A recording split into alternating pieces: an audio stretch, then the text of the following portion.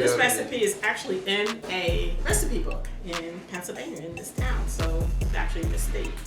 And it is a family recipe because my mother wasn't the baker, I was the baker, and when I took my first home economics class, this was the cake I made. The fun part about the cake though, for the kids, because most of the kids were younger than me, is that it's upside down, so they would gather around just to watch me flip the cake. So we're going to make it, and I have some ingredients already done for us. So it's a stick of butter, a half a stick of butter if you're doing just one pan. If you're doing a big pan, it's 2 sticks of butter. You're just going to double everything that I've just said.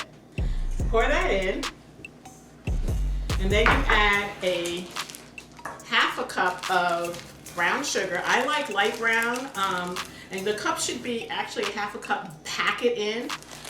But in my household, we didn't really use measuring cups. So we just poured until we said, ooh, we have enough sugar in this. So I'm gonna add more, a little bit more of that in there. And then I'm going to smush this down so it's flat at the bottom. At the same time, I'm going to smush the butter around the edge so that the cake, when it gets in here, doesn't stick. Now, some folks add maraschino cherries, which I actually don't like, and my family didn't like that. So I started putting in pecans to make the decoration instead of maraschino cherries. Today, I'm just going to do just pineapples because I'm thinking about students, and the cost of maraschino cherries right now are really high, but also the cost of any kind of nut right now. So then you're going to decorate this pan. So you want a pan of pineapple juice in pineapple syrup, not the stuff in water and not some, fake stuff. So this should say in pineapple juice. Yep, natural pineapple juice. And you're going to strain it, but you're going to actually strain this first because you really want it to be somewhat dry. And you want the kind that are slices, not crushed. Although a lot of people will do it with the crust, I actually prefer the design that comes out. And you're going to save the juice. So what I do at the end is I watch how thick this is or thin, and I will use the juice to flavor that. So let's decorate our upside down cake. So you're actually going to decorate the bottom of the pan because when you flip it, that'll be the top. Always put the circle one in the middle and then the others around the edge. Try to make it all look pretty. You want to do that for me? Sure.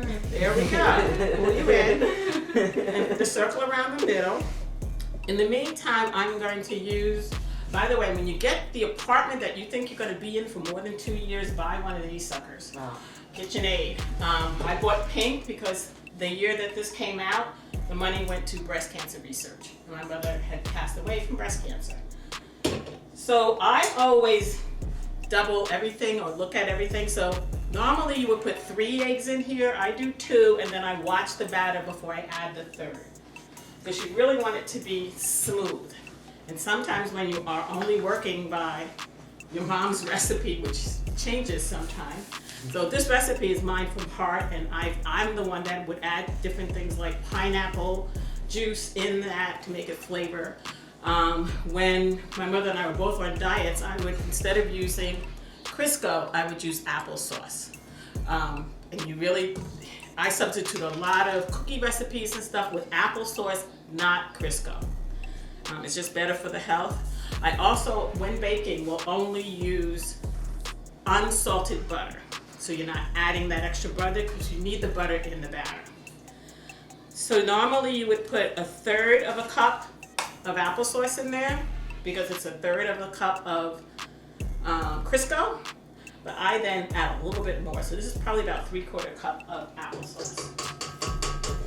It's a lot of fun to eat the applesauce. And it gives it just a little, and it should be unsweetened because you're going to add a lot of sugar to it. And this is the simple part. Salt, baking powder, and vanilla. So you take a teaspoon. So you take your teaspoon, not your tablespoon. Take your teaspoon. So it's 1.5 teaspoons of baking powder, not baking soda. Don't mess that up. My kids made me some pancakes one Mother's Day. Oh, no. Then they used baking soda and couldn't figure out why it was so bad. Yeah, I could tell why. So you just make sure that that's what that lip is for, to make it an even 1 teaspoon. And, oh wait, it's 1.5, so you get the half. Yeah, 1.5. I didn't know why that little thing was on there. And if you're like me and your parents' and grandparents' recipes are on recipe cards, this is cheap and fun. It's basically a stone with a magnet. You put the card in here, and it comes with a little ball that keeps that in place so your grandma's recipe doesn't get dirty. Another trick, vanilla. Most recipe calls for 1. I love to do 2. It's just me. It doesn't really change the flow of the mixing, but it does add a little more flavor to. There we go. Add a little more flavor to what we're doing. So, like 2.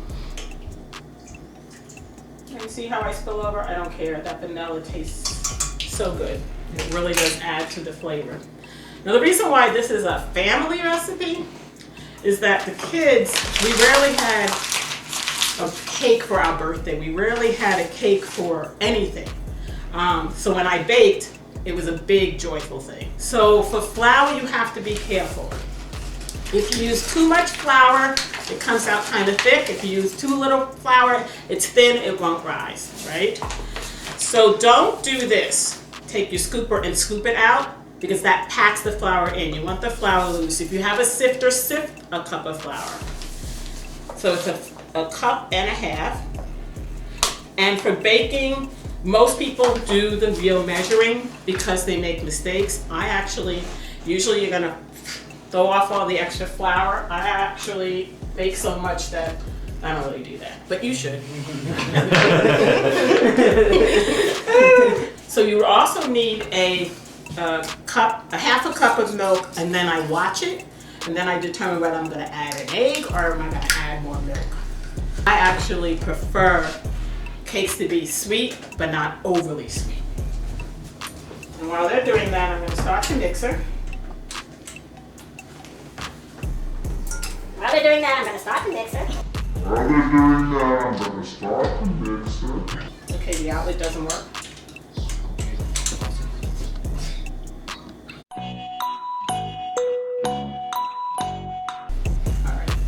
So then you mix it, and it really should be smooth. I'm sorry, what's your name again?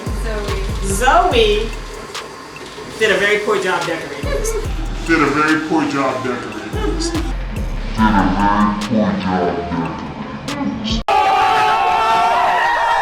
This is not what you want to see when you come up. Sorry, Zoe, gotta call you out on that one. The other thing that I do, so I just let that spin because that's what that's for. The other thing I do is I will break up pineapple and stick it in the middle, make it kind of look like a flower, just to get all that space out of there so that when you bite into it, everybody gets a bite of pineapple. That's nice and smooth. No lumps, no bumps. You pour it in here. By the way, you would have set the oven for 350.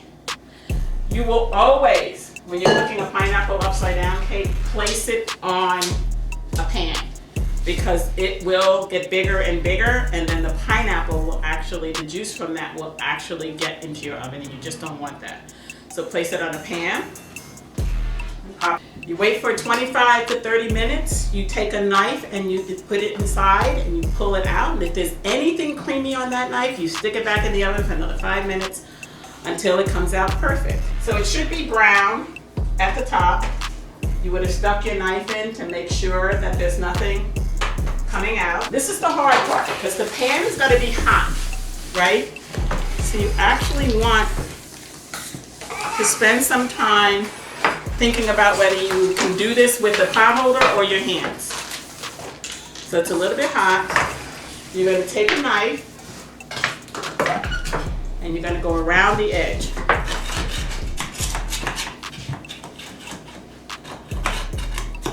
And then you're going to take this.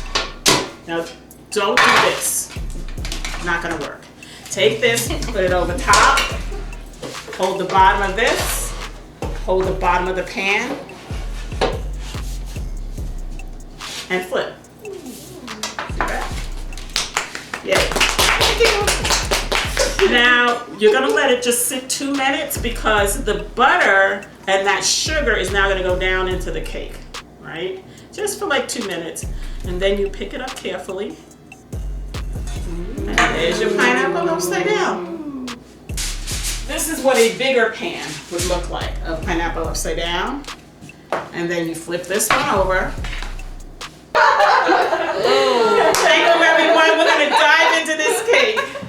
Thank you for coming. What is like one of the most common kind of mistakes for folks to make while baking? If you're new at baking, whatever the measurement is, do the measurement. Okay, you can't do what I just did. I just bake all the time. The easiest things to bake are cookies. So if you start out with cookies, it's much easier than cakes. Cakes can fall. I do pies as well. A trick with my pies though, which don't tell my family, is that the top crust is real crust that I make. The bottom crust is the store-bought, because they can't tell the difference. Oh, interesting. Yeah, so it's hard to do all that kneading for dough, and it just saves me time. And how many times have you baked this pineapple? Oh, well, when the kids are in the house all the time. Okay. But they're adults now, so when I were kids, probably about, every big birthday, anniversary, or they'll ask for a special cake, like a lemon pound cake or chocolate something or other, and I'll bake that for their birthday. But I like baking not for prettiness. I like baking for the fun of it. But one year I made a Barbie doll birthday cake. Oh, like with the dress? With the dress. Oh, yeah, those are so cool. That was so much fun. But the first time I was thinking about doing it, I kept saying, well, won't the doll melt? So you have to really kind of Google how to do that, right? So the doll does not melt all over the cake. That would be scary. We'll take one more piece over here.